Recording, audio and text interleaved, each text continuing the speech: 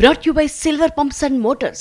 Top quality और consistent performance के लिए सिर्फ सिल्वर पंप्स नाम याद रखना.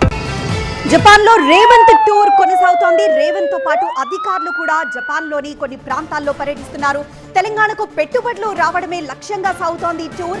అక్కడి ప్రభుత్వం కంపెనీలతో వరుసగా ఒప్పందాలు జరుగుతున్నాయి. ఇవాళ జపాన్ ప్రభుత్వంతో కీలక ఒప్పందాలు చేసుకోనుంది తెలంగాణ సర్కార్.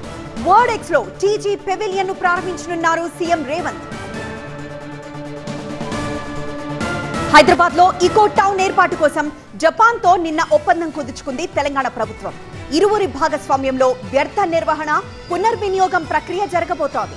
ఈకో టౌన్ నదీ పునరుద్ధరణ ప్రాజెక్టులను తెలంగాణ ప్రతినిధులు పరిశీలించారు. రీసైక్లింగ్ ప్లాంట్ ను పరిశీలించింది సీఎం రేవంత్ బృందం. XRS institute, Nippon steel, Amita సంస్థలతోనూ ఒప్పందాలు చేసుకుంది ప్రభుత్వం. గ్రీన్ ఇన్ఫ్రా ప్రాజెక్టుల కోసం కలిసి పనిచేద్దామంటూ పిలుపునిచ్చారు CM Revanth. Future city, metro, regional ring road, Musi ప్రాజెక్టుల్లో అవకాశాలను అక్కడి ప్రతినిధులకు వివరించారు. హైదరాబాద్, కిటాక్యూషు నగరాల మధ్య సిస్టర్ సిటీ కాన్సెప్ట్ తేవాలని కోరారు. హైదరాబాద్ లో జాపనీస్ భాషా స్కూల్ ఉండాలన్నారు.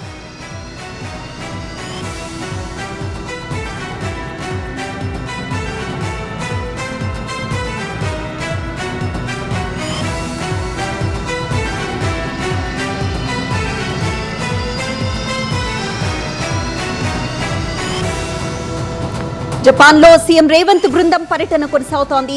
తెలంగాణకు పెట్టుబడులు రాబట్టడమే లక్ష్యంగా ఈ టూర్ సాగుతోంది.